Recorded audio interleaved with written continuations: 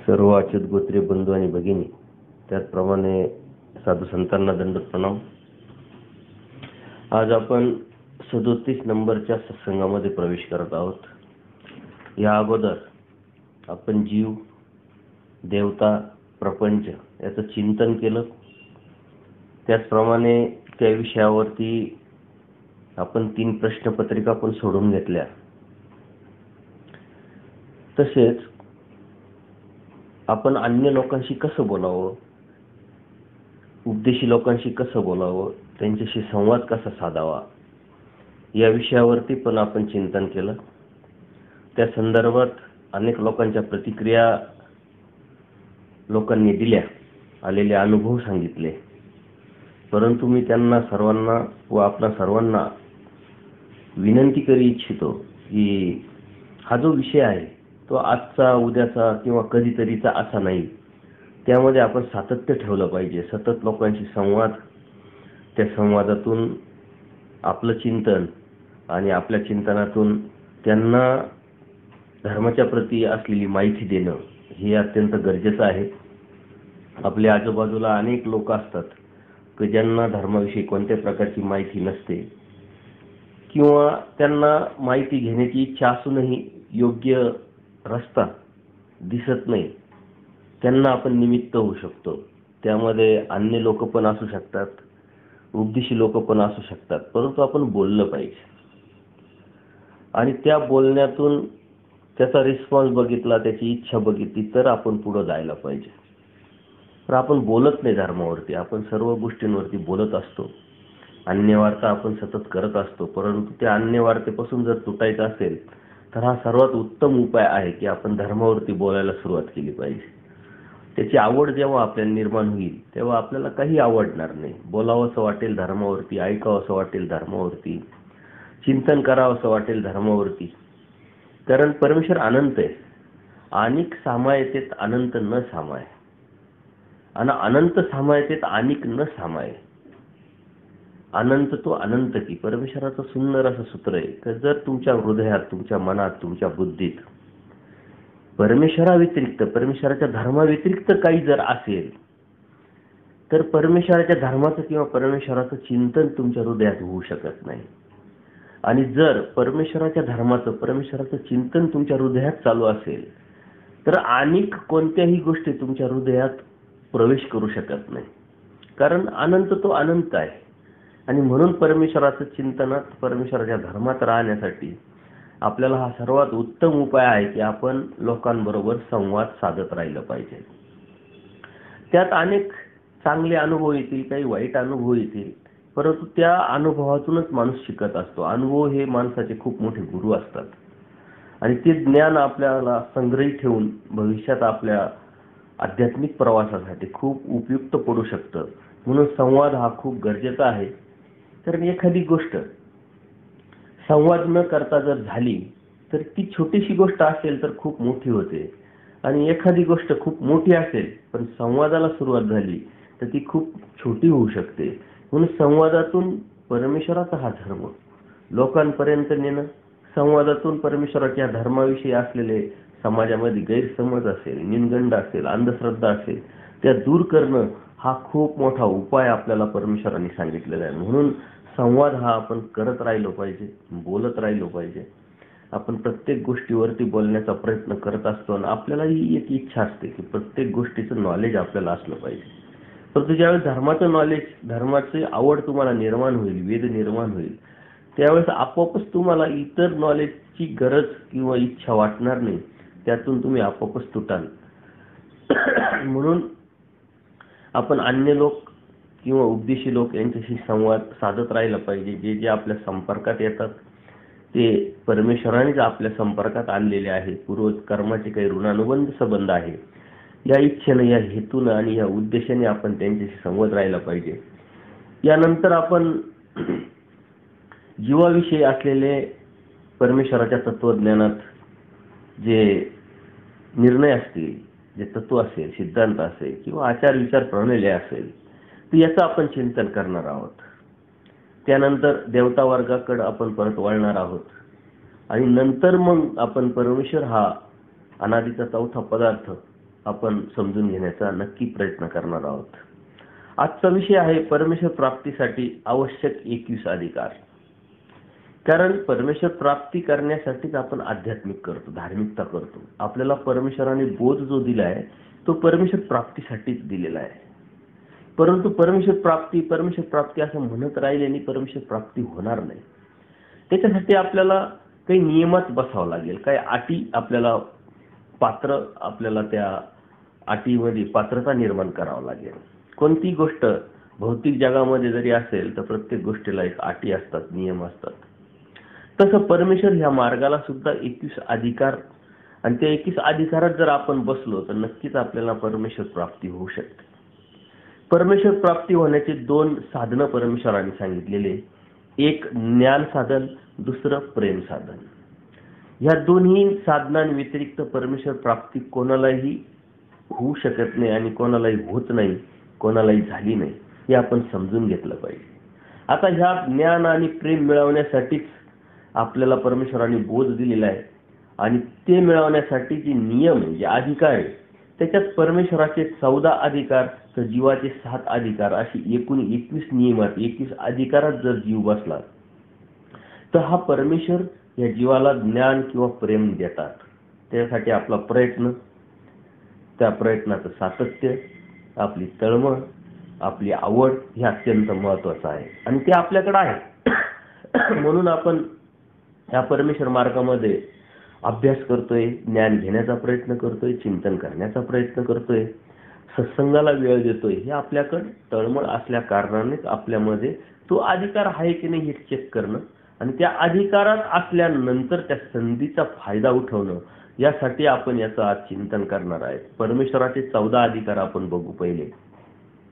तर परमेश्वराच्या 14 अधिकारामध्ये पहिला अधिकार जो आहे सृष्टी, म्हणजे संसरण असलं पाहिजे, सृष्टी असली पाहिजे. कारण जीव उद्धारण्यासाठी सृष्टीची रचना ही अत्यंत गरजेची आहे. ती सृष्टीची रचना असावयाच हवी, कारण सृष्टी रचल्यानंतरच जीव या सृष्टीत येतात व त्या सृष्टीतच परमेश्वर अवतार धारण करतात. असं जर झालं तरच जीवाच्या उद्धारण्याचा जो मार्ग आहे, परमेश्वराचा जो ज्ञान आणि प्रेम हे जे साधन आहे, हे परमेश्वराला जीवाला देता येईल. जर सृष्टीत नसेल, आपण मायाजत्त विभागात जर असेल, तर परमेश्वर आपल्याला कोणत्याही प्रकारचं ज्ञान आणि प्रेम देऊ शकत नाही. म्हणून सृष्टीची रचना होणं, असणं हे अत्यंत गरजेचं आहे, आणि हा पहिला अधिकार आहे.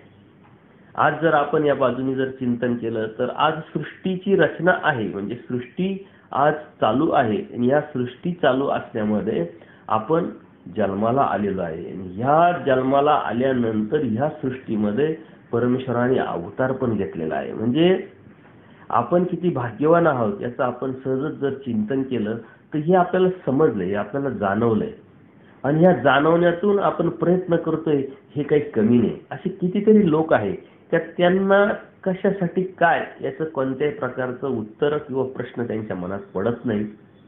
आजचा दिवस आला, उद्यावर ढकलायचा, उद्याचा दिवस आला, परवावर ढकलायचा, असं जीवन कंठण्याचं काम चालू आहे.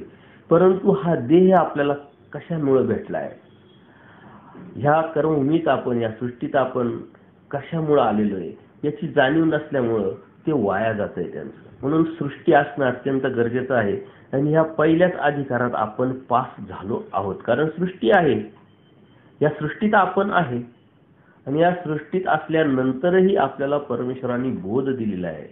परमेश्वर अवतार आपल्याला समजलेला आहे, परमेश्वराचं नाम आपल्याला समजले. हे काही कमी भाग्य आहे का? आज कितीतरी असंख्य अनंत लोक आहे, अनंत जीव आहे का ज्यांना परमेश्वर याची ओळखच नाहीये.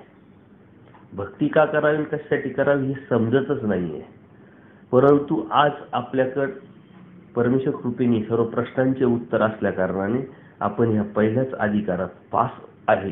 त्याचा आता आपण नक्कीच त्या संधीचा उपयोग करून घेतला पाहिजे, किंवा त्या संधीचं सोनं केलं पाहिजे. दुसरा अधिकार आहे कर्मभूमी. म्हणजे सृष्टी जन्माला आलो, सृष्टी आहे, परंतु कर्मभूमी त्या जन्माला येणं हे अत्यंत गरजेचं आहे. कारण कर्मभूमी व्यतिरिक्त भोगभूमी आहे, आणि त्या भोगभूमी जन्माला असे अनंत जीव आहे, परंतु तिथं कर्मनिष्पत्ती नसल्यामुळं परमेश्वराचं हे ज्ञान आणि प्रेम घेण्यास ते पात्र होत नाही. आणि कर्मभूमीची जी व्याख्या परमेश्वराने आपल्याला सांगितली आहे, हिमालयापासून कन्याकुमारीपर्यंत, अर्थात 500 योजन म्हणजे 1 योजन म्हणजे 12 किलोमीटर, म्हणजे 500 गुणिले 12 जर केलं तर 6000 किलोमीटरचा जो व्यास आहे त्या भूमीला कर्मभूमी म्हणतात. आणि अशा कर्मभूमीतच घेतलेल्या परमेश्वराच्या अवताराला पूर्णता येते, किंवा अशा कर्मभूमीतच जन्म झालेल्या जीवाला पूर्णत्व येत असते.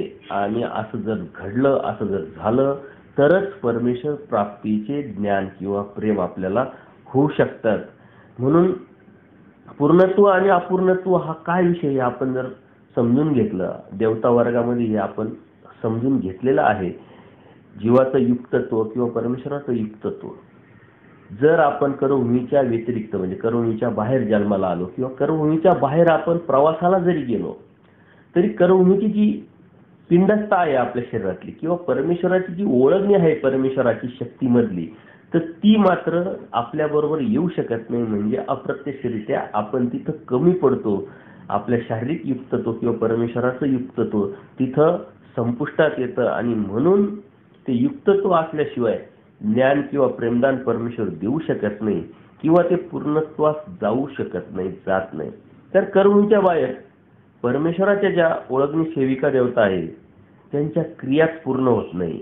व जीव पण कर्मभूमीच्या बाहेर जर पिंडस्थाच्या माध्यमातून अपूर्ण जर असला तरीही त्याला त्याचं जे प्रयत्न आहे किंवा त्याचं परमेश्वर प्राप्तीचं जे ध्येय त्याला पूर्ण करता येत नाही. म्हणून अशा कर्मभूमीतच परमेश्वराने अवतार घेतला पाहिजे. आणि अशा कर्मभूमीत परमेश्वराने घेतलेल्या अवताराच्या आपण सुद्धा कर्मभूमीत जन्माला आलेलो पाहिजे. कारण कर्मभूमी म्हणजे कर्मनिष्पत्ती. कर्मनिष्पत्ती या शब्दाचा अर्थ काय होतो की मागचं संपतं, पुढचं लागतं. दोन्ही क्रिया संत आणि असंत क्रिया चालू असतात. म्हणून आज आपण परमेश्वर प्राप्तीच्या अनुषंगाने नॉलेज मिळू शकतो, ज्ञान घेऊ शकतो. परमेश्वर प्राप्तीच्या अनुषंगाने भक्ती करू शकतो. परमेश्वर प्राप्तीच्या अनुषंगाने त्या भक्तीतून आपण परमेश्वर प्राप्तीचे जे जे साधनं परमेश्वराने सांगितले ते पूर्ण करू शकतो. म्हणून सृष्टी जरी असली तर त्या सृष्टीतल्या कर्मभूमीमध्ये परमेश्वराचा अवतार, त्या सृष्टीतल्या कर्मभूमीमध्ये आपला जन्म होणं अत्यंत गरजेचं आहे. कर्मभूमी व्यतिरिक्त जी भोगभूमी आहे तिथं त्या पिंडस्थाच्या माध्यमातून ते युक्त देहाचे जीव नसल्या कारणाने ती भोगभूमीच म्हटलं तर त्या शब्दाचा अर्थ काय होतो, भोगवण्यासाठी असलेली जमीन, भोगवण्यासाठी असलेलं ठिकाण. मागचं संपतंय पण पुढचं लागत नाही. जर पुढचं घेताच येत नाही, स्वीकारताच येत नाही, संत सामुग्री मिळवताच येत नाही, तर परमेश्वराचं ज्ञान आणि प्रेम तो जीव कसा मिळेल. परमेश्वराला सुद्धा ते देता येत नाही, दिलंय तरी त्या जीवाला घेता येत नाही. म्हणजे दोन्ही बाजूनी अडचणी आहे.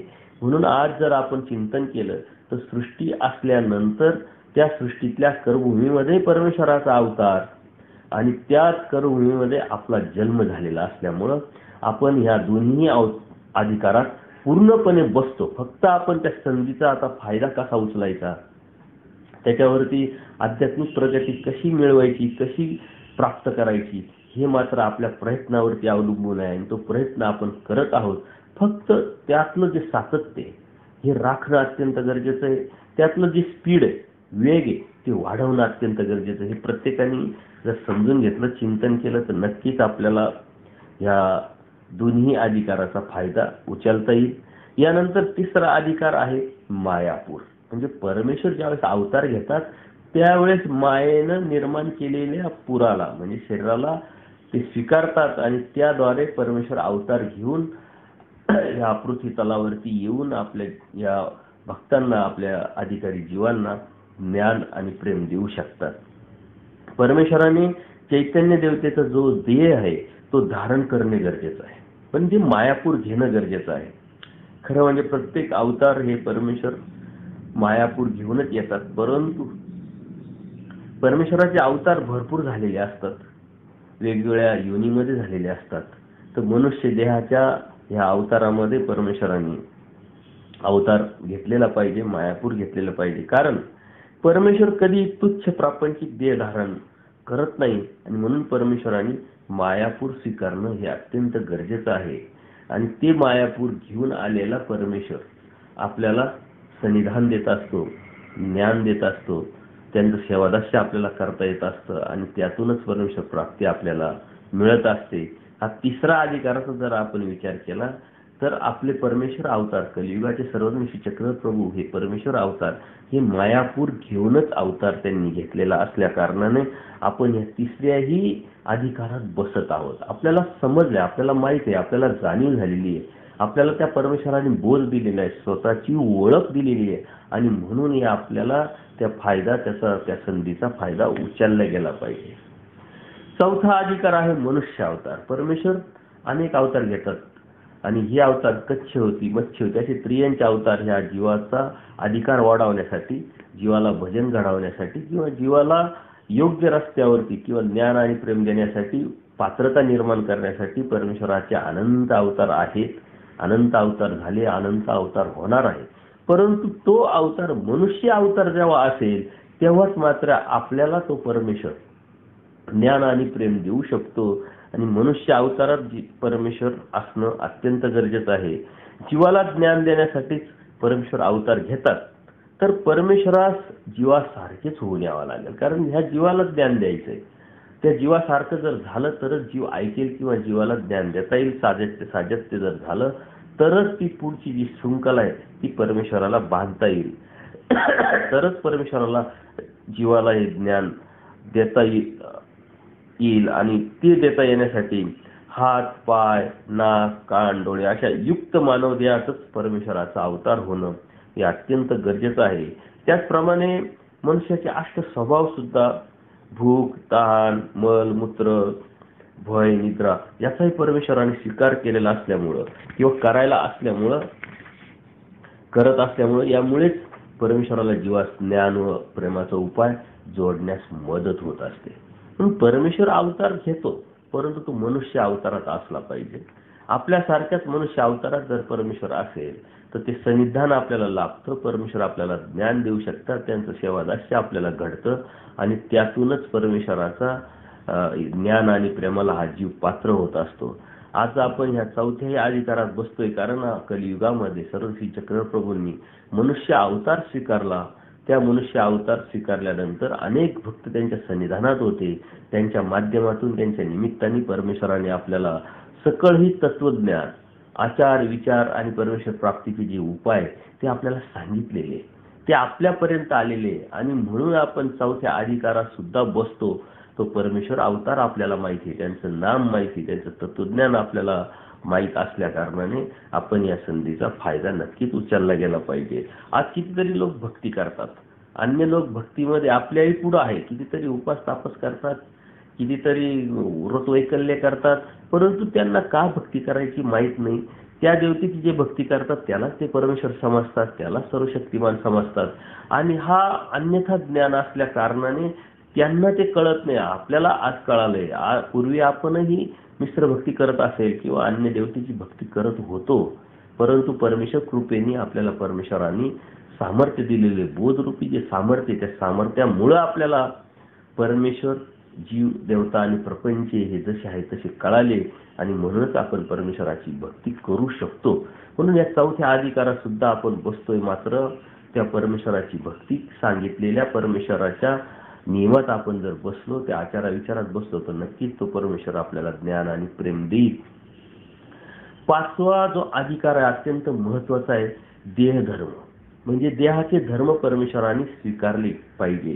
कारण परमेश्वर हा निर्विकार आहे, निर्गुण आहे, परंतु जीवासाठी परमेश्वराला क्रियेचा जर स्वीकार करावा लागत असेल किंवा क्रियेद्वारेच परमेश्वर ज्ञान आणि प्रेम ह्या जीवाला देऊ शकत असेल, जीवाचा अधिकार वाढत नेण्यासाठी जर या क्रियेचा स्वीकार करावा लागत असेल तर त्या क्रियेचा स्वीकार करण्यासाठी त्या परमेश्वराने ह्या जीवाचे ध्येयधर्म स्वीकारलेले असले पाहिजे. आणि ह्या ध्येयधर्म जर स्वीकारले तरच जीवाचा अधिकार वाढत जाऊन ज्ञान व प्रेमाचा अधिकारी जीव होत असतो. म्हणून परमेश्वराला ही जीवासारखे राग, षडविकार, खानपानाचा ध्येयधर्म स्वीकार करावा लागतो. या ध्येयधर्मामुळेच जीवाचा व परमेश्वराचा संबंध येऊन स्नेह निर्माण होतो, स्नेह तयार होतो, प्रेम तयार होतं व त्यामुळे जीवास ज्ञानाचा व प्रेमाचा अधिकार घडत असतो. देहधर्मामध्ये परमेश्वराने जर देहधर्म स्वीकारले नाही तर बाकीचे जी परमेश्वर जे स्वीकारतात, उदासीनता असेल, प्रसन्नता असेल, तर ही त्यांनी ती स्वीकारू शकले नसते. म्हणून देहधर्माच्या अनुषंगाने परमेश्वर भजन स्वीकारतात, सेवा स्वीकारतात आणि त्या सेवेच्या माध्यमातून परमेश्वर ते दान देत असतात, संबंध दान, यातूनच ते परमेश्वर देऊ शकतात. म्हणून देहधर्म स्वीकारलेला परमेश्वर जर अवतारिक झाला तरच आपल्याला परमेश्वर ज्ञान आणि प्रेम देऊ शकतो, कारण ती क्रिया आपल्याला करता येईल. आणि अशा अनेक लीळा चरित्रामध्ये आहे की माधव भटाच्या ज्या बहीण आहेत त्या परमेश्वराच्या सेवा करायच्या. त्या सेवेच्या माध्यमातूनच परमेश्वरांना त्यांना संबंध ज्ञान देता आलं. अशा कितीतरी लीळा आहे की जर आपण त्याचं चिंतन केलं तर ह्या देह धर्माच्या माध्यमातून अनेक जीवाला परमेश्वरांनी ह्या ज्ञानाचा किंवा प्रेमाचा उपाय किंवा अधिकार प्राप्त करून दिलेला आहे. म्हणून परमेश्वराने अवतार घेतल्यानंतर त्या परमेश्वराच्या अवताराने या जीवाचे देहधर्म स्वीकारणं अत्यंत गरजेचं आहे. आणि आपण जर त्याचं चिंतन केलं तर सर्वज्ञ श्री चक्रप्रभूंनी हा देहधर्म स्वीकारलेला असल्यामुळंच परमेश्वर कधी संतुष्ट व्हायचे, कधी राग यायचा, कधी उदासीनता निर्माण करायची, ही फक्त जीवाच्या भल्यासाठी. कारण परमेश्वर तर निर्विकार निर्गुण असल्यामुळं त्यांना स्वभाव किंवा हे देहधर्म जीवधर्म हे कोणत्या प्रकारचे नसतात किंवा नाही. परंतु जो जीव आहे त्याच्यासाठी परमेश्वर अवतारित झाल्यामुळं, त्या जीवाच्या भल्यासाठीच परमेश्वराचं हे कार्य असल्यामुळं परमेश्वराला या जीवासाठी देहधर्म स्वीकारावे लागतात. आणि या जीवाला ठिकाणावर आणण्यासाठी, मुक्तीला नेण्यासाठी, परमेश्वराचं ज्ञान आणि प्रेम देण्यासाठीच ही उदासीनता, संतुष्टता, प्रसन्नता निर्माण करावं लागते. आणि म्हणून अनेक अशा लीळा आहेत का त्या लीळेच्या माध्यमातून ह्या परमेश्वराचा देहधर्म आपण समजून घेऊ शकतो, त्या प्रतीला येऊ शकतो. आणि ह्या 5व्या अधिकारात सुद्धा आपण बसतो, कारण आपल्याला जो परमेश्वर अवतार, त्या अवताराचं ज्ञान, त्या अवताराचं नाम जे कळालंय, त्या अवताराने ह्या जीवाचे देहधर्म स्वीकारलेले होते. 6वा अत्यंत महत्वाचा जो अधिकार आहे परमेश्वराचा तो जीवधर्म. जसं देहधर्म परमेश्वर स्वीकारतात तसे जीवाचा धर्म सुद्धा परमेश्वर स्वीकारतात. संतोष पावणे, रुष्ट होणे, प्रसन्नता निर्माण करणे यासारख्या स्वाभाविक धर्मामुळे जीवास धर्माच्या ज्ञानाचे आदान प्रदान परमेश्वराला करता येते. संतुष्टपणामुळे जीवाविषयी प्रेम, आप्तभाव, आपलेपण निर्माण परमेश्वराला करता येतं. जीवात सुद्धा परमेश्वराविषयी भाव निर्माण होत असतो. ज्ञानाची उत्कंठा निर्माण करता येत असते आणि ती उत्कंठा निर्माण करून परमेश्वर जीवास ज्ञान प्रदान करू शकतात. रुष्ट झाल्यामुळे जीवास वाईट कर्मापासून थांबून, शासन करून, सावधान करून नरकापासून सोडवण्याचे काम परमेश्वरी देहधर्मामुळेच करू शकतात किंवा करता येतं. अनेक लीळा आहेत, त्या लीळेच्या माध्यमातून आपल्याला ह्या जीवधर्माच्या अनुषंगाने परमेश्वराचं स्वीकार जो आहे देहधर्माचा तो आपल्याला समजून घेता येईल. पद्मनाभी देव यांनी कोणाचा तरी दुसऱ्या अनुभव किंवा देवाचा जो भक्त होता, अनुभव अन्य जो साधू होता, त्याच्या भक्ताचं मन पोळवलं किंवा इतकंही तुमच्या गुरुला ज्ञान नाही का, असं पोळवल्याबरोबर, आणि परमेश्वर सर्वज्ञ असल्यामुळं ते त्यांना कळतं आणि परमेश्वर बायकांना सांगतात की दरवाजा लावा, हे कोणाचं तरी मन पोळून आलेले आहे. त्यातून पद्मनाभीला कळेना ते आपण केलंय काय. त्यावेळेस बाईसांच्या विनंतीनुसार मग देव त्यांना सांगतात का यांनी काय चुकी केलेली आहे.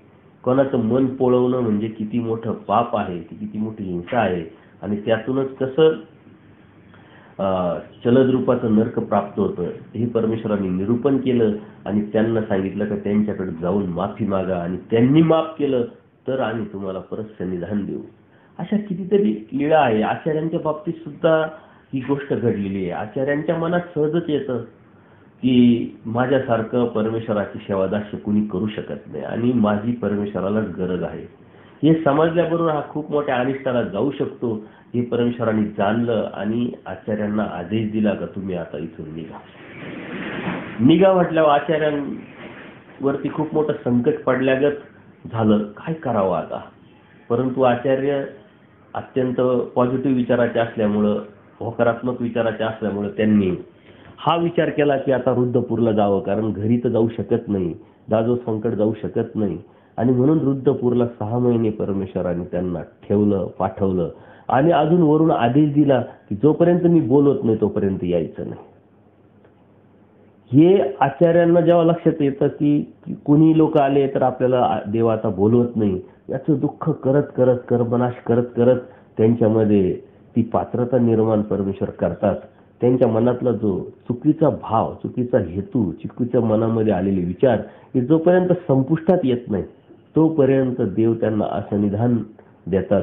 आणि ज्यावेळेस परमेश्वर त्यांना बोलावतात त्यावेळेस अक्षरशः त्यांचं शरीर इतकं क्रूश झालं होतं की ते जाण्याच्या इथपर्यंत ते आलं होतं.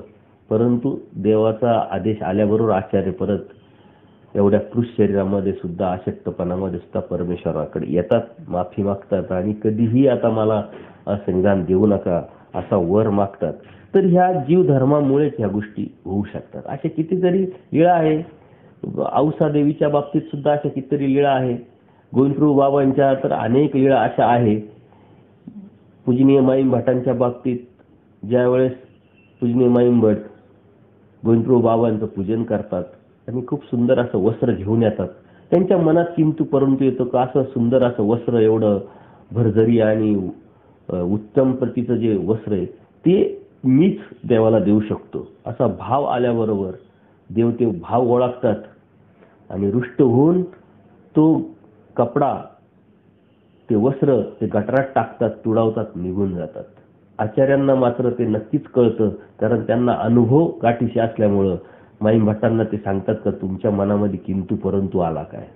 त्यांनी ते मान्य केल्यानंतर मग गोविंदप्रभू बाबांकडे जाऊन ते माफी मागतात आणि मग ते पूजेचा स्वीकार करतात. तर असं देवानी जीव धर्म स्वीकारला असल्यामुळं या जीवाच्या भल्यासाठी ते कधी कधी उदास होतात, कधीतरी रुष्ट होतात, कधीतरी प्रसन्न होतात. खरं म्हणजे असे अनेक लोक आहे की जे धर्माचा पूर्णपणे अभ्यास करत नाही, वरवर अभ्यास करतात. तर त्यांना असं वाटतं ते आता परमेश्वर आहे, की परमेश्वर अशी शक्ती आहे, त्यांच्यामध्ये कशाला उदासीनता यायला पाहिजे, कशाला रुष्टता यायला पाहिजे, कशाला प्रसन्नता यायला पाहिजे. ते निर्वी निराकार आहे, तर त्यांनी तसंच राहिलं पाहिजे. पण जर ते तसंच राहिले तर आपल्याला अधिकार, आपल्याला पात्रता निर्माण होईल कशी, आपल्याला ते समजणार कसं. हे सर्व आपल्यासाठी परमेश्वर स्वीकार करतात आणि म्हणून या गोष्टी आपण त्या तत्वाच्या पाठीमागचा जो अर्थ आहे तो आपण समजून घेतला पाहिजे, ती जाणीव आपण करून घेतली पाहिजे. तेव्हा आपल्याला त्यातलं मर्म कळेल आणि त्या मर्मामुळेच आपण परमेश्वर भक्ती उत्तम पद्धतीनं, उच्च पद्धती करू शकतो. आज आपण जर चिंतन केलं तर या 6व्या अधिकारात सुद्धा आपण बसतो, कारण आपण लीळाचरित्रात गेल्यानंतर अनेक ठिकाणी परमेश्वर उदास होतात. तर का उदास होतात, का उदास परमेश्वर झाले, त्या जीवाकडून अशी काय चुकी झाली, ही आपल्याला समजल्या कारणाने ती चुकी आपल्याकडून होणार नाही याची आपण काळजी घेऊ शकतो. कारण त्या जीवाकडून ती चुकी झाली तर परमेश्वर रुष्ट झाले, उदास झाले. आजही आपल्याकडून तीच जर चुकी झाली तर नक्कीच परमेश्वर खंती पकडून आपल्यावर सुद्धा जे उदास होतील, रुष्ट होतील, ही भीती आपल्या मनामध्ये असली पाहिजे. कोणत्या गोष्टीमुळे परमेश्वर प्रसन्न झाले ते जर आपण समजून घेतलं, तीच गोष्ट जर आपण केली तर नक्कीच परमेश्वर आपल्यावर सुद्धा प्रसन्न होतील आणि या प्रचितीच्या माध्यमातून परमेश्वराचा हा आपला धर्म आपल्या योग्य पद्धतीनं सांभाळता येईल आणि त्या सांभाळण्यातूनच परमेश्वर आपल्याला ज्ञान आणि प्रेम देऊ शकतात. 6व्या या अधिकारात सुद्धा आपण बसतो. याचं जेव्हा चिंतन आपण करू तेव्हा आपल्याला खरोखरच आपण भाग्यवान समजलं पाहिजे. 7वा जो अधिकार आहे परमेश्वराचा तो मायेचे धर्म, म्हणजे माया ही जी देवता आहे त्या मायेचे धर्म परमेश्वरांनी स्वीकारलेले असले पाहिजे. त्याच्यासाठी कशासाठी ते तर जीवाचं चांगलं आणि वाईट कर्म जे आहे ते लक्षात ठेवून त्यास न विचारता तात्काळ फळ देता आलं पाहिजे. हे चिज्जड मायेचं कार्य आहे आणि हे चिज्जड मायेचं कार्य परमेश्वर त्यासाठीच स्वीकारतात जेणेकरून त्या जीवाचं योग्यता, पात्रता किंवा सुखफळ आपल्याला देता येतील. म्हणून परमेश्वर स्वतः हा मायेचा धर्म स्वीकारून न विचारता जीवास स्वतः परमेश्वर फळ देऊन मोक्षाप्रत घेऊन जातात. कारण जे जे जीवाच्या फायद्याचं आहे, जे जे जीवासाठी करण्यासारखं आहे त्यात कुठलीही कमतरता परमेश्वर ठेवत नाही आणि ह्या जीवासाठी परमेश्वर जे जे गरजेचं आहे त्याच्यासाठी ते स्वीकार करतात. तसं पाहिलं गेलं तर परमेश्वर सर्वज्ञ आहे, परिपूर्ण आहे, त्यांच्यामध्ये कोणत्याही प्रकारची कमतरता नाही आहे. परंतु ती कमतरता जरी नसली तरी ह्या जीवाच्या अनुषंगाने जीवाला देण्यासारखं, जीवाला ज्ञान आणि प्रेम देऊन परमेश्वराला या जीवाला मोक्षाला किंवा स्वतःच्या आनंदाला घेऊन जायचे, त्यासाठी कुठलीही कमतरता न ठेवण्यासाठी परमेश्वर हे स्वीकारतात. जसं श्री दत्तात्रय प्रभूंनी 24 गुरु केले. आता परमेश्वर कुठं गुरु करतो का, परंतु आपल्याला ते दाखवण्यासाठी, आपल्याला सांगण्यासाठी का ज्या वेळेस आपण कोणाकडे जातो त्याला गुरु समजतो, ते निमित्त मानायला परमेश्वराने सांगितले, त्याच्याकडून आपण काहीतरी गुण घेतला पाहिजे आणि त्या गुणातूनच आपण गुणात्मक होऊ शकतो. परमेश्वर सुद्धा सांगतात कोणत्या ठिकाणी तुम्ही जर जाल तर तिथं गुण घेतला पाहिजे. आता गुण घ्यायचा म्हणजे इतकं सोपं नाहीये. ते गुण घेण्यासाठी आपण गुणात्मक असायला पाहिजे, आपल्याला त्याची जाणीव असायला पाहिजे, आपल्याला ते व्यसन असलं पाहिजे, तरच आपण ते घेऊ शकतो. आपल्याला जर वाईटच घेण्याची प्रवृत्ती जर आपली असेल तर आपण चांगलं घेऊ शकत नाही. ती प्रवृत्ती जर आपली चांगली घेण्याची असेल तर आपण वाईटातून सुद्धा चांगलं घेऊ शकतो किंवा वाईटातून सुद्धा चांगलं शोधू शकतो. पण तशी दृष्टी, तशी प्रवृत्ती, तशी बुद्धी ही निर्माण होण्यासाठी आपल्याला ऊर्ध्वगतीचं विचार, चिंतन आणि मनन करावं लागेल. तशी ती शरीराला किंवा त्या बुद्धीला सवय लावावं लागेल. कारण आपण जे वाचतो, जे आपण बघतो, ज्याचं आपण चिंतन करतो, तशी आपली बुद्धी तयार होत असते आणि तशी बुद्धी तयार झाल्यानंतरच आपलं शरीर सुद्धा तसंच काम करत असतं. कारण ती बुद्धीचं नियंत्रण या शरीरावर असतं. म्हणून आपण काय वाचन करतोय, आपण काय बघतोय, आपण काय ऐकतोय, कशाचं चिंतन करतोय, याच्यावरती आपली बुद्धी, याच्यावरती आपलं शरीर कार्य करत असतं. म्हणून परमेश्वर सुद्धा या जीवाच्या अनुषंगाने, जीवाच्या भल्यासाठी प्रत्येक गोष्ट स्वीकारत असतात. तर ही मायेचे धर्म स्वीकारून परमेश्वर अवतारित झालेला आहे आणि तो आपल्याला कळालेला आहे. कारण परमेश्वर अनंत जीवाला अनंत फळं देत असतात आणि ते सुख फळं देण्यासाठी परमेश्वर हे माया धर्म जे आहे, मायेचे जे धर्म आहे ते स्वीकारतात. 8वा अधिकार देवता धर्म. अभिमान व कृपा जीवाच्या संदर्भात उत्पन्न होण्याला जे मुख्य कारण आहे ते देवता धर्माचे आहे. कारण परमेश्वर निर्विण निराकार आहे आणि मग ह्या जीवाच्या अनुषंगाने अभिमान झालं, कृपा उत्पन्न झालं, हे उत्पन्न कशासाठी होईल आणि उत्पन्न कशातून निर्माण करायचं, तर देवता स्वाभिमानी. आता देवता वर्ग आपण बघितलेला असल्यामुळं देवता स्वाभिमानी, सापेक्ष, वंचक, स्वार्थी हे सर्व आपण बघितले. तर त्यांच्यामध्ये ते असल्यामुळे ते जीवाच्या भल्यासाठी किंवा जीवासाठी परमेश्वर स्वतःकडे जे नाहीये ते देवतेकडून घेतात. बघा, आपल्यासाठी परमेश्वराने काय काय करावं, किती करावं, याला कोणत्याही प्रकारचं लिमिटेशन नाही. आणि आपण जे करतोय ते देवासाठी करत नाही, धर्मासाठी करत नाही, आपल्यासाठी करतोय. तरी आपण त्याच्यामध्ये फुटपट्टी लावत असतो का मी इतकं स्मरण केलं, मी इतकं दंडोत घातले, इतका अभ्यास केला, इतकं चिंतन केलं, इतकी क्रिया केली, इतक्या पंक्ती दिल्या, ते ऑलरेडी आपण आपल्यासाठीच करत असतो. तरी आपण फुटपट्टी लावतो आणि परमेश्वर स्वतःसाठी काही न करता या जीवासाठी करतात. तरी त्याला मर्यादा कोणत्याही प्रकारची ठेवत नाही. त्यांना कोणत्याही प्रकारचा कमीपणा वाटला नाही का देवता तर आपल्या शक्ती आहे आणि त्या शक्तीकडून आपण काय घ्यायचं आणि कशासाठी घ्यायचं, परंतु जीवासाठी, जीवाच्या भल्यासाठी ते गरजेचं आहे. म्हणून देवता धर्म परमेश्वर स्वीकारतात.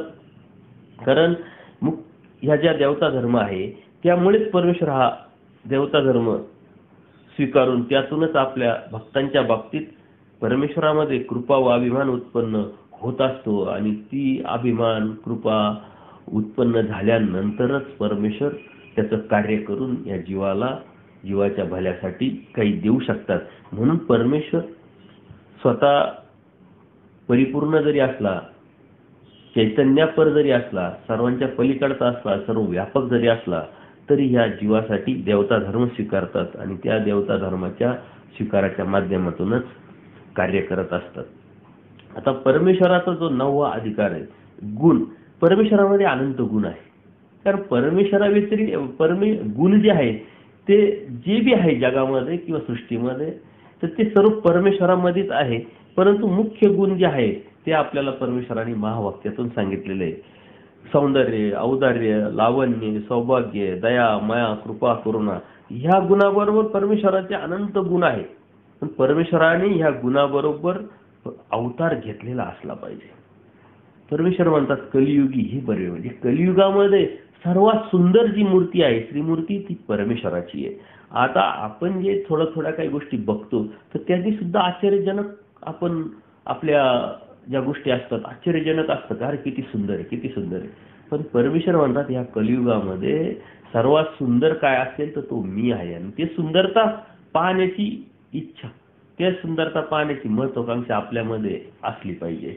परमेश्वरामध्ये औदार्य गुण आहे. औदार्य गुणामुळेच परमेश्वर अनार्जित दाता, त्या अनार्जित दातामुळेच आपण जे मिळवलेलं नाही, जे अर्जन केलेलं नाही ते परमेश्वर देऊ शकतात.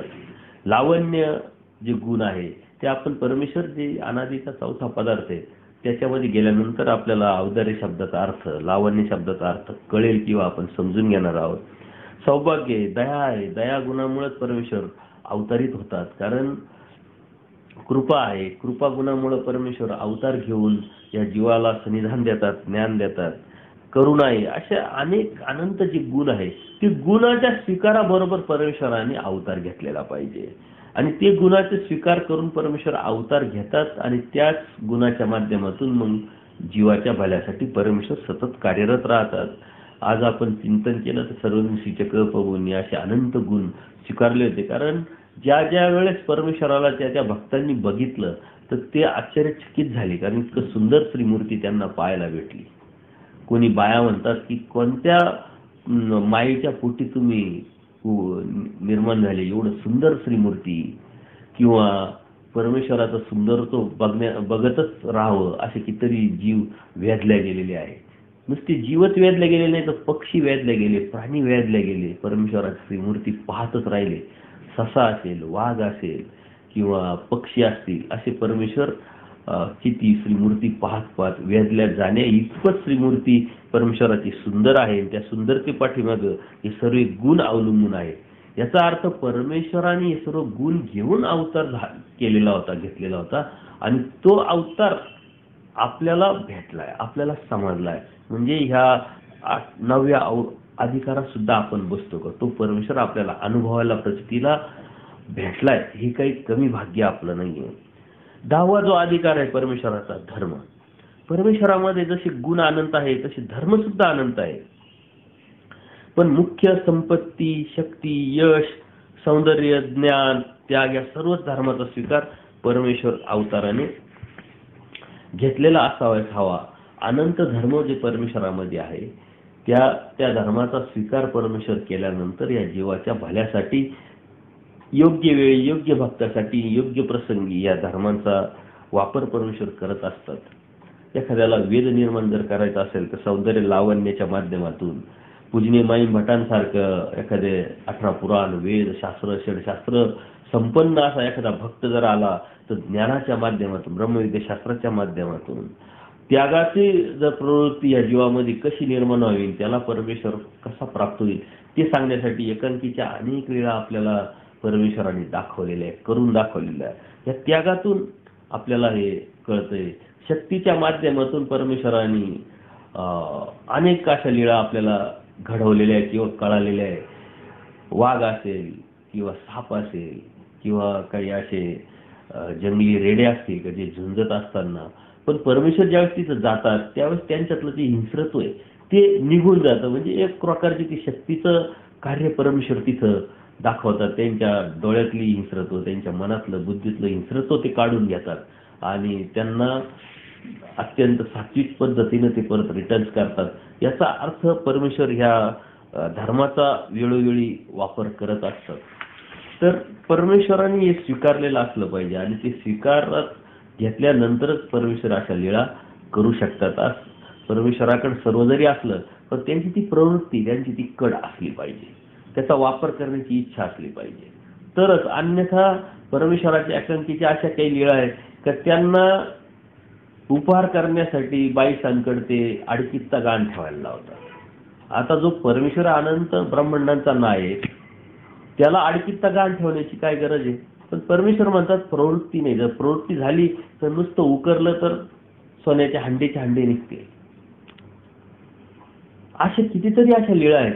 ती प्रवृत्ती जर नसेल तर त्याचा काही उपयोग होत नाही. परमेश्वराकडे सर्व आहे, पण ती प्रवृत्ती स्वीकार करून त्या प्रवृत्तीचा वापर करून जीवाच्या भल्यासाठी परमेश्वराने ते जर केलं तरच त्या जीवाला परमेश्वर प्राप्त करण्याची पात्रता निर्माण होऊन परमेश्वर ज्ञान आणि प्रेम देतात. 11वा जो अधिकार आहे विज्ञान. विज्ञान म्हणजे सायन्स. आज आपण बघतोय आणि कितीतरी असं वेळा सांगतो, पण कधी तर सायन्स थांबतं, तिथं अध्यात्म चालू होतं. खरं म्हणजे ते अत्यंत चुकीचं आहे. विज्ञान आणि धर्म किंवा तत्व, धर्मशास्त्र, अध्यात्म हे बरोबरच चालण्याची वस्तू आहे. एकाच गाडीची दोन चाकं आहे. जिथं शास्त्र आहे, जिथं धर्म आहे, तिथं तुम्हाला विज्ञान दिसलं पाहिजे, आणि जिथं विज्ञान आहे तिथं शास्त्र दिसलं पाहिजे. कारण सगळं विज्ञान, परमेश्वर स्वतःची ओळख करून देत असताना सगळे ज्ञान आणि विज्ञान हे परमेश्वरामध्ये आहे. म्हणजे याचा अर्थ जे आज सायन्सच्या माध्यमातून जे वेगवेगळे शोध लागतायत ते परमेश्वराच्या कृपेने ह्या जीवाच्या भल्यासाठीच ते शोध आपल्या समोर येतोय, आपल्या सेवेसाठी. फक्त आपण त्याचा वापर कसा करतो, कोणत्या पद्धतीनं करतो आणि किती मर्यादित करतो याच्यावरती त्याचं चांगुलपण आणि वाईटपण ठरलं जातं. मोबाईल आहे, हा मोबाईल जो आहे विज्ञानाच्या माध्यमातून निर्माण झालेली वस्तू, त्याचा जर योग्य वापर जर आपण केला तर तो खरंच लाभदायी आहे. टीव्ही असेल, गाड्या असतील, अनेक अशा वस्तू आहे का त्याचा वापर आपण योग्य पद्धतीने केला तर ह्या जीवाच्या भल्यासाठी, सेवेसाठी आणि हितासाठी, परत सुखासाठीच आहे. परंतु त्याचा अमर्याद वापर आपल्या भूक, अभिलाषा, अज्ञान, अन्यथा ज्ञानामुळे जर होत असेल तर त्याच्यासारखं नुकसान पण मोठं नाहीये. म्हणून आपण परमेश्वराचं जे विज्ञान आहे ते आपण समजून घेतलं पाहिजे. त्या धर्मामध्ये विज्ञान आहे, विज्ञानामध्ये धर्म आहे, हे जर आपण लक्षात घेतलं तर कोणत्याही आश्चर्यजनक गोष्टीकडे आपण विस्मयकारकपणे पाहू शकत नाही किंवा आपल्या मनामध्ये तशी गोष्ट येणार नाही. का तर ते परमेश्वराचंच आहे, परमेश्वरातूनच निर्माण झालेलं आहे. मग परमेश्वराला जीवास जर काही द्यायचं असेल तर भजनाधिकार असणे अत्यंत गरजेचं आहे. आणि त्यासाठी परमेश्वराला विज्ञान शक्तीचा स्वीकार करणं हे आलं ते गरजेचं असल्यामुळं यातूनच त्या जीवाचा भजनाधिकार परमेश्वर बघू शकतात व त्याप्रमाणे त्यास फळ देतात. विज्ञानाच्या माध्यमातून एकाच वेळेस अनेक ठिकाणी परमेश्वर राहू शकतात. सर्वज्ञ श्री चक्रपाणी प्रभू महाराजांच्या अशा कितीतरी लीळा आहे का ते एका ठिकाणी असताना दुसरीकडे पण दिसतात, एका भक्ताबरोबर असताना दुसऱ्या भक्ताबरोबर पण दिसतात. हे विज्ञानाचं कार्य आहे. श्रीकृष्ण महाराजांच्या बाबतीत परमेश्वरांनी स्पष्ट सांगितलंय की गीता वाखाणण्याच्या अगोदर जे बाळ स्वरूप परमेश्वराचं होतं ते सर्व विज्ञानाचं कार्य होतं. आणि त्या विज्ञानाच्या कार्यक्रमातूनच किंवा विज्ञानाच्या माध्यमातूनच परमेश्वरांनी अनेक अशा लीळा केल्या. त्या लीळेच्या माध्यमातूनच परमेश्वरांनी अनेक जीवाला अधिकार प्राप्त केला आहे. तो भजनाचा अधिकार असेल, संबंधाचा अधिकार असेल, वेळदानाचा अधिकार असेल, असे अनेक अधिकार जे परमेश्वर फळाच्या माध्यमातून देत असतात ते ह्या विज्ञानाच्या कामामुळेच, विज्ञानाच्या शक्तीमुळेच देत असतात. म्हणून विज्ञान ही जी शक्ती आहे ही ती परमेश्वराची आहे. फक्त कोणाला तरी निमित्त करून परमेश्वर ते विज्ञानाचं कार्य करत असतात. आणि ते विज्ञानाचं कार्य करत असताना आपण ते समजून घेतलं पाहिजे आणि ते समजून घेतल्यानंतरच त्या गोष्टी आपल्या प्राप्त होतील. 12वा जो अधिकार आहे तो अत्यंत महत्वाचा आहे, अवर शक्ती. जीव स्वार्थी असतो हे आपण बघितलं. काहीतरी मिळवण्यासाठी भक्ती करणारे अनेक भक्त असतात, दृष्टपर भक्ती करणारे अनेक भक्त असतात आणि दृष्टकर भक्ती करणारे अनेक जीव असतात. परंतु हळूहळू यातूनच त्यांचा अधिकार हा वाढत जातो. प्रथम स्वार्थाने दृष्टपर भक्ती चालू असते आणि त्यानुसारच पुढे तो अदृष्टपराकडे झुकत असतो. त्यासाठी या जीवांना मात्र देवतांची फलश्रुती द्यावी लागते. म्हणून परमेश्वर देवतेची शक्ती अर्थात अवर शक्ती सुद्धा स्वीकारतात. परमेश्वर तर पर आहे, पर ऐश्वर्य संपन्न आहे, जरी असला तरी अवर शक्ती स्वीकारण्याचं कारण काय की सर्व काही ठिकाण आहे ते जीव स्वार्थी असल्यामुळे दृष्टपर भक्ती करत असतो. मला हे मिळावं, मला ते मिळावं, म्हणजे देवतेचं मिळवण्याचा परमेश्वराकडून तो प्रयत्न करत असतो आणि म्हणून त्यांना ती अवर शक्ती स्वीकारावी लागते. म्हणून जीवाच्या मागणीनुसार परमेश्वराला हे सर्व द्यावं लागतं, ते देतात आणि ह्या देण्यातूनच हा जीव हळूहळू अदृष्टपराकडे झुकत असतो, अहेतुकाकडे झुकत असतो. कारण दृष्टपर भक्ती ही जीवाचा स्थायी स्वभाव आहे, तो मूळ स्वभाव आहे. तो कधी डायरेक्ट अदृष्टपणाकडे निरपेक्ष निस्वार्थपणे भक्ती करू शकत नाही. कारण त्याचं मूळ त्याचं स्ट्रक्चर जर बघितलं तर जीव स्वार्थी असल्यामुळे स्वतःच्या भल्यासाठी स्वतःच्या फायद्यासाठी जे जे करल तो ते करण्याचा प्रयत्न करत असतो. म्हणून परमेश्वराला ही आवर शक्ती स्वीकारणं अत्यंत गरजेचं आहे. आणि आवर शक्ती स्वीकारलेला अवतार सुद्धा आपल्याला परमेश्वराने दाखवलेला आहे, तो समजण्यासाठी. कारण परमेश्वर अवतार घेतात तर त्यावेळेस आवर पर उभय दृश्य सर्वच ज्ञान आणि सर्व शक्तीने युक्त असतो, परंतु आपल्याला समजावं. आवर म्हणजे चैतन्य देवतेच्या अलीकडचं, पर म्हणजे त्याच्या पलीकडचं म्हणजे परमेश्वराचं, आवर म्हणजे सर्व देवतेचं. तर सर्व देवतेचे जे फळ आहे सुख फळ या जीवाला देण्यासाठी परमेश्वर ही आवर शक्ती स्वीकारतात. आणि ही आवर शक्ती स्वीकारूनच परमेश्वर या जीवाला आपली जीवी क्रिया आहे ती घडून अदृष्टपराकडे नेत असतात. अदृष्टपर ज्यावेळेस परमेश्वर जातो त्याच वेळेस परमेश्वराच्या भक्तीला खऱ्या अर्थाने तो लागलेला असतो. आणि त्यातूनच परमेश्वर भक्ती करत करत तो परमेश्वर प्राप्त करू शकतो. आवराची भक्ती करत असताना पराची प्राप्ती कधी होऊ शकत नाही. आणि पराची भक्ती करत असताना आवराचं होऊ शकतं, कारण आपली तिथपर्यंत जर पोचली नाही तर परमेश्वर मात्र आपल्याला आवराचं पण देऊ शकतात. पण आवराचं करताना पराचं कधी भेटत नाही. म्हणून आपण पराकडे जाण्यासाठी अदृष्टपर जाण्यासाठी अहितुकाकडे जाण्यासाठी आपला प्रयत्न असला पाहिजे. ते आपण समजून घेतलं पाहिजे. कारण परमेश्वर ही अशी गोष्ट आहे, ही अशी शक्ती की सर्व मिळण्याचं ठिकाण. मग तुम्ही अलीकडचं मागा, पलीकडचं मागा, मधलं मागा, सर्व मागा. तशी देवता तसं काही देऊ शकत नाही. त्यांच्याकडे जे आहे ते सुद्धा तुम्हाला ते देऊ शकत नाही. आपण देवता वर्गात बघितलं तर आपण जे अर्जिलेलं आहे तेच देवतेला देण्याचा अधिकार आहे. आपण जे अर्जिलेलं नाही ते देवता देऊ शकत नाही. पण परमेश्वर ही आवर शक्ती देवतेच्या अनुषंगाची ती का स्वीकारतात का जीव स्वार्थी आहे.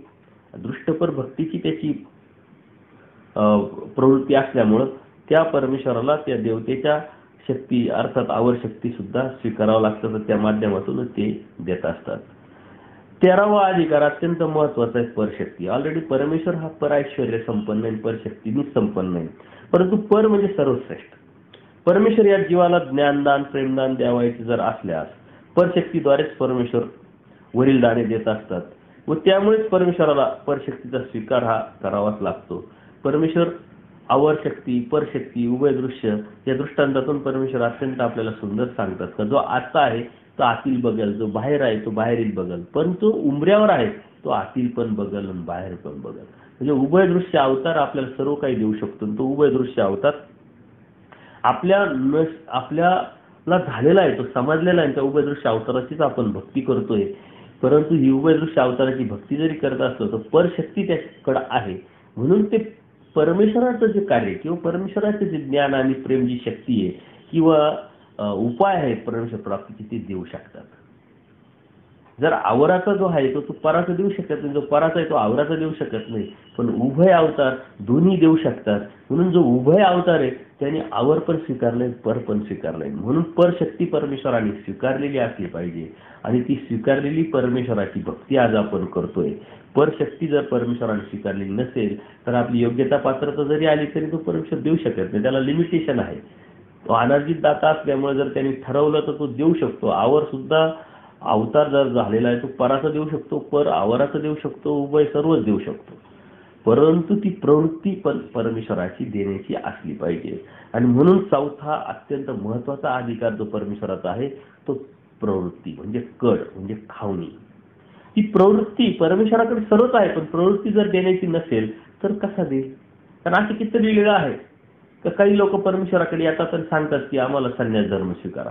परमेश्वर म्हणतात जे आहे तेच ऐका ना, तुम्ही जे आहे तेच करू शकता की नाही याचं तर चिंतन करा. म्हणजे परमेश्वराची प्रवृत्ती नाहीये. आणि एकदा प्रवृत्ती झाली तर स्तंभ आहे का ते निमित्त करून बोली जाईल परमेश्वर म्हणतात. जर प्रवृत्ती जर झाली तर ज्याचा अधिकार नसताना सुद्धा परमेश्वर प्रल्हाद बाईसांना सांगतात देव कसा बाई विचारा माहित आहे. प्रल्हाद बाई म्हणते नाही, तरी परमेश्वर देव कसा आहे त्यांना सांगतात. देव काष्टाचा नाही बाई, देव चित्राचा नाही, देव मातीचा नाही, देव धातूचा नाही. तो तसा असेल तर धातूचा असेल तर वितळेल, धातू मातीचा असेल तर विरघळेल, चित्राचा असेल तर फाटेल. अशा अनेक प्रकारे परमेश्वर देव निर्गुण निराकार बाई. अशा पद्धतीची ते भक्ताची योग्यता नसताना अधिकार नसतानाही प्रवृत्ती झाली तर ते परमेश्वर तत्वज्ञान सांगतात आणि त्या तत्वज्ञानातून ती क्रिया त्या जीवाकडून करायला लावतात, करून घेतात आणि त्या करून घेण्यातूनच परमेश्वर हा जीवाचा अधिकार पात्रता वाढत असते.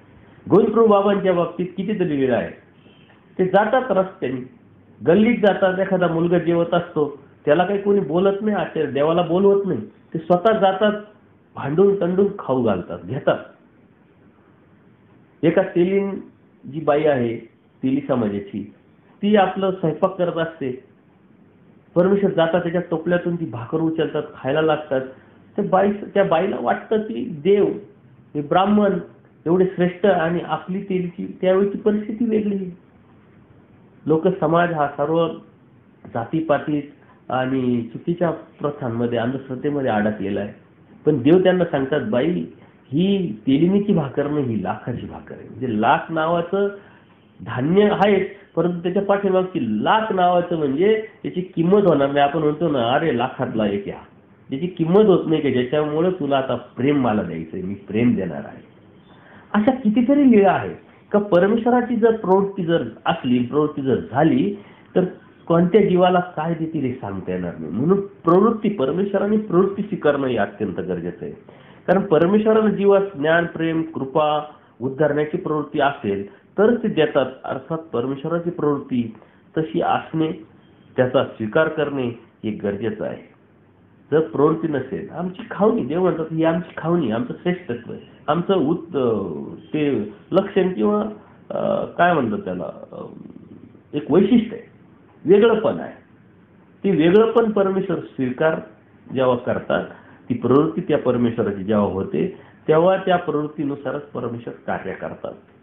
एखाद जीव खूप प्रार्थना कराल, परंतु परमेश्वराची प्रवृत्ती नसेल तर ते देणार नाही.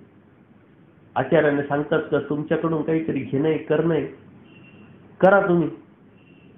ते म्हणतात आमच्याकडे काहीच नाहीये, करणी आहे परंतु आमच्याकडे करायला तर काही पाहिजे.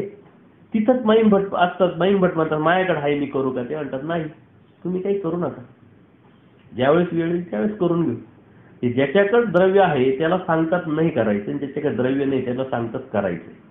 तू उभा ठाकलाशीच पुरे, तू उभा राहा, मी करून घेणार आहे. भांडारेकरांचं तसंच आहे. भांडारेकरांना वाटतं की मी विनाकारण, माझ्याकडे खूप इस्टेट होती, पैसा होता, मी आणला नाही, देवाचा उपयोगी लावला नाही. ते म्हटले तुमचं मनोरथ आम्ही पूर्ण करू. मनोरथ पूर्ण करून घेतलं. प्रवृत्ती, ही प्रवृत्ती जर असेल तर परमेश्वर तुमच्या मनातली जी वासना आहे, तुमच्या मनातली हाव आहे, परमेश्वर प्राप्तीची जी महत्वाकांक्षा आहे, जी इच्छा आहे, ती परमेश्वर पूर्ण करून घेणार. परमेश्वर म्हणतो होईल की नाही होईल, हाव तर धरा. तुम्ही कराल की न कराल, इच्छा तर ठेवा. त्यात तुम्ही यशस्वी व्हाल का नाही, प्रयत्न तर करा. आणि ही हाव, ही इच्छा, ही महत्वाकांक्षा परमेश्वराने आपल्याला करायला लावलेली. आणि ही प्रवृत्ती आपली जर अशी निर्माण झाली तरच परमेश्वरामध्ये सुद्धा देण्याची प्रवृत्ती निर्माण होत असते. कारण प्रयत्न करी दैवाचे सहाय्य, जीव स्वतः जेव्हा करायला लागतो तेव्हा परमेश्वराचं सहाय्य होतं. आपण 5 पावलं जर पुढे गेलो देवाकडे तर देव 10 पावलं आपल्यासाठी येत असतो. औसांच्या बाबतीत त्या लीळा तुम्ही जर आठवल्या, तुम्ही चिंतन केलं, तुमच्या लक्षात येईल. औसा तामस प्रवृत्तीच्या जरी असल्या, चिडून जायच्या, रागून जायच्या, पण परमेश्वराकडे जेव्हा त्या यायच्या त्यावेळेस परमेश्वर त्यांना आलिंगन देण्यासाठी 5 पावलं पुढे जायच्या. जो अनंत ब्रह्मांडाचा नाही, जो परब्रह्म परमेश्वर, सकळही देवता त्यांच्या शक्ती, असा परमेश्वर एका जीवासाठी आलिंगन देण्यासाठी जातो. तो जीव किती योग्यतेचा असेल, परंतु ती योग्यता आली कुठून, त्या जीवामध्ये योग्यता कशी निर्माण झाली, ती परमेश्वराने केली. आणि ती परमेश्वराची ती प्रवृत्ती असल्यामुळं त्या जीवामध्ये, त्या जीवाकडून तशा क्रिया परमेश्वराने करून घेतल्या, त्या स्वीकारल्या, आणि त्या क्रियेमुळेच त्या जीवामध्ये ती योग्यता, ती पात्रता निर्माण झालेली आहे. आणि ती पात्रता, योग्यता निर्माण झाल्यामुळं परमेश्वर त्यांना आलिंगन देण्यासाठी जातात, त्यांची चिंतन करतात. बाईसांचं 6 महिने चिंतन करतात. बाईसाहेब हा एक जीवच होता ना, परंतु त्यांच्यामधली ती अधिकारता, ती योग्यता, ती पात्रता वाढवण्यासाठी, त्यांना प्रेमदान देण्यासाठी परमेश्वर त्या जीवाचं चिंतन करतात. आणि ते चिंतन करून करून त्यांच्यामधली ती जी चुकीच्या गोष्टी आहे, तो दोष आहे, तो नासवतात. म्हणजे प्रवृत्ती होती म्हणूनच त्यांनी ते केलं. जर प्रवृत्ती नसती तर कशाला देव चिंतन करते, कशाला तिथं जाऊन 3-3 दिवस अपमान सहन करून त्यांचं स्वीकारतील. आणि हे स्वीकारायची जर प्रवृत्ती नसेल, अपमान घेण्याची जर प्रवृत्ती परमेश्वरामध्ये नसेल, तर त्या जीवाचा अधिकार तरी, योग्यता तरी कशी वाढेल. म्हणून ह्या जीवाच्या भल्यासाठी परमेश्वर काय करत नाही. आपण विचार करा, जो आपल्यातला आहे, आपण ज्याला आपलं म्हणतो, तो आपल्यासाठी काय करतोय. कोणत्या जीवाचे आई वडील असतील, भाऊ बहिणी असतील, मित्रमंडळी असतील, सर्व अनंत नातेवाईक असतील, अनंत ओळखीचे असतील, आपल्यासाठी काय करतात. आणि म्हणून परमेश्वर आपल्यासाठी काय करतात. आपल्यासाठी परमेश्वर अपमान सहन करतात. आपल्यासाठी परमेश्वर प्रवृत्ती निर्माण करून कुठं प्रवास करतात. आपण आजचा विचार केला, दळणवळणाचे साधनं खूप मोठे झालेले. कुठं नाशिक, कुठं नागपूर, कुठं नांदेड. किलोमीटरमध्ये जर बसवायचं म्हटलं तर आपल्याला 8 दिवसाचं नियोजन करायला 10 दिवस अगोदर नियोजन करावं लागतं. तिकडून आल्यानंतर 15 दिवस आराम करावा लागतो. त्या परमेश्वराने त्यावेळेची परिस्थिती विचार करा. जंगल, झाडं, रस्ते नसेल, त्यातून अनवाणी फिरत परमेश्वरांनी हे जीवाच्या अधिकारानुसार कार्य केलं. म्हणजे ती प्रवृत्ती असल्याशिवाय कार्य केलं काय. म्हणून प्रवृत्ती असणं हे अत्यंत गरजेचं आहे. आणि ती प्रवृत्ती स्वीकारूनच परमेश्वराने अवतार घेतलेला आहे. याची जाणीव आपल्याला झालेली आहे, ओळख आपल्याला झालेली, त्या प्रवृत्ती झालेल्या परमेश्वराची तत्वज्ञान आपण समजून घेतोय आणि त्याच प्रवृत्ती झालेल्या परमेश्वराचं नामाचं आपण स्मरण करतोय. किती भाग्य आहे आपल्याला. 850 वर्षानंतर का होईना, पण आपल्याला ते कळालंय, आपल्याला तो बोध झालेला आहे. आणि तो परमेश्वर आपल्याला समजता येतो, वाचता येतो, ऐकता येतो, चिंतन करता येतो, प्रचिती निर्माण करून आपल्याला त्याची अनुभूती घेता येते. हे काही कमी भाग्य आहे का. परंतु आपल्याकडे काय आहे ही पाहण्याची दृष्टी आपल्याकडे असली पाहिजे. आपली दृष्टी जर नकारात्मक असेल तर जे आपल्याकडे आहे त्याच्याकडे नजर न जाता जे नाही आपल्याकडे त्याच्याकडे नजर जाते आणि आपण दुःखी असलेला जीव अधिक दुःखी होतो. म्हणून परमेश्वर 850 वर्षानंतर आपल्याला कळाला, समजला, आपल्याला बोध झाला. त्या बोधाच्या माध्यमातून जीव, देवता, प्रपंच आणि परमेश्वर आपल्याला जसे आहे तसे कळाले आणि त्या कळण्यातून त्या परमेश्वराचं नाम आपल्याला भेटलंय. त्या नामाचं स्मरण आपण करतोय. अनंत लीळा आपल्याला वाचता येतात, ऐकता येतात, अनुभवता येतात. अनेक वाचनाच्या माध्यमातून परमेश्वराचं तत्वज्ञान, परमेश्वर वस्तू काय हे समजून घेता येते. हे काही कमी भाग्य आहे का. परंतु आपण विनाकारण नाही, अधिकारच नाही. 850 वर्षानंतरच आमचा जन्म झाला, आम्ही निकम्मे, आम्ही कमनशिबी, अशा आपणच आपल्याला दोष देऊन आपण आपल्या धर्मापासून थांबत असतो, परमेश्वराच्या मार्गापासून थांबत असतो. नाही आम्ही असनिधानी. अहो सनिधान असनिधान आहे काय. असनिधान म्हणजे अदृश्य रूप, सनिधान म्हणजे दृश्य रूप. दृश्य असलं काय, अदृश्य असलं काय, फरक काय पडतो. आपल्याला ती जाणीव, ती प्रचिती येते आणि त्या प्रचितीतून आपल्याला धर्म आपण सांभाळतो. हे काही कमी नाही. आणि म्हणून आपल्याकडे जे आहे त्याचा विचार करणं, त्याचं चिंतन करणं, त्याचा उपयोग करून घेणं, ह्या 14ही अधिकारात आपण जर बसत आहे तर त्या संधीचा फायदा उचलून त्या परमेश्वर प्राप्ती आपल्याला निर्माण करणं, त्या परमेश्वर प्राप्तीच्या रस्त्याने आपण सातत्य ठेवून त्याचं ध्येय आपलं जे आहे गाठण्यासाठी वेग निर्माण करणं, ही आपली गरज आहे, ही आपली ड्युटी, हे आपलं कर्तव्य. परमेश्वराने तर जे बी करायचं ते करून ठेवलंय. जीवाने जे करायचंय ते करायचं राहिलंय. आता आपल्याला जे करायचंय ते आपलं राहिलेलं असल्यामुळं आपल्याला करावं लागणार आहे. आपण केल्याशिवाय आपल्याला परमेश्वर काही देऊ शकत नाही. कारण परमेश्वराने जे बी जीवासाठी स्वीकारायचं ते पूर्ण स्वीकारलंय. पूर्ण स्वीकारून, सर्व शक्तिमान घेऊन, सर्व स्वीकारूनच परमेश्वराने उभयदृश्य अवतार घेतला. आणि तो उभयदृश्य अवतारचं आपल्याला चिंतन करावं लागतं, आपल्याला अनुभव घेता येतो. त्याचं आपण मनन करून त्याचं स्मरण करतोय, हे काही कमी नाहीये. म्हणून लेट का होईना पण आपल्याला थेट भेटलेलं आहे, त्याचा जास्तीत जास्त फायदा करून घेणं आणि त्या फायद्यातूनच परमेश्वर प्राप्ती करून घेणं अत्यंत गरजेचं आहे. ते ध्येय आपल्याला स्पष्ट, आपल्या जीवनाचं टार्गेट आपल्याला स्पष्ट दिसणं आणि त्या टार्गेटवरती, त्या ध्येयावरती लक्ष केंद्रित करून आपण चालत राहिलं जोपर्यंत परमेश्वर आपल्याला ज्ञान आणि प्रेम देत नाही. कारण परमेश्वराला तर या जीवाला प्रेमच द्यायचंय, पण त्या प्रेमाचा अधिकारी निर्माण करण्याचा जो गोष्ट जी बाकी आहे ती आता आपल्याकडे. परमेश्वराचं प्रेमच द्यायचंय, परंतु आपल्याला प्रेम हवंय की ज्ञान हवंय. दोन्ही जरी भेटलं तर परमेश्वर प्राप्ती आहेच, परमेश्वराचा आनंद आहेच. परंतु ज्ञान आणि प्रेम या दोन जरी प्राप्ती सांगितल्या तर त्या सारख्याच, कारण तिथून परत येत नाही जी अच्युत पदालाच तो पोचतो. परंतु एक जो भक्त असतो त्याच्यावर अन्याय होऊ नये म्हणून परमेश्वराने ज्ञान आणि प्रेम हे दोन गोष्टी सांगितल्या. ज्ञानाची प्राप्ती वेगळी, प्रेमाची प्राप्ती वेगळी सांगितली. त्याचं आपण नंतर कोणत्या तरी सत्संगात चिंतन करणार आहोत. परंतु आज आपल्याकडं याचा एकच विचार करणं गरजेचं आहे की ह्या 14 अधिकारात आपण बसतो. त्या 14 अधिकारात परमेश्वराने अवतार घेतलेला आहे आणि म्हणून आज आपल्याला जी संधी आहे परमेश्वर प्राप्तीची ती कधी भेटली नव्हती, कधी भेटणार नाही ना, आत्ता नाही तर कधीच नाही, असा विचार करून या परमेश्वर भक्तीला आपण लागलो पाहिजे. याप्रमाणे या 14 अधिकाराने परिपूर्ण असलेला अवतार जीवांचा उद्धार करण्यासाठी समर्थ असतो. त्याचप्रमाणे असा युक्त परमेश्वर जो आहे, परंतु त्या उद्धरण करून घ्यावयाचे आहे त्या जीवाचाही काही गुण अधिकार असणे अत्यंत गरजेचं आहे. आज परमेश्वर हे 14 अधिकारात समर्थ असलेला परमेश्वर आपल्याला भेटला आहे. आता त्याच्यासाठी आपल्या पण योग्यता, आपल्या पण पात्रता कोणत्या असायला पाहिजे त्या पुढच्या संगत आपण नक्कीच चिंतन करणार आहोत. जीवाचे 7 अधिकार परमेश्वराने सांगितलेले ते 7 अधिकार पुढच्या सत्संगामध्ये आपण बघणार आहोत. याविषयी कोणाला काही शंका असेल तर नक्की कळवा. काही माझं चुकत असेल तर नक्की आपलेपणाने मला समजावा ही नम्र विनंती.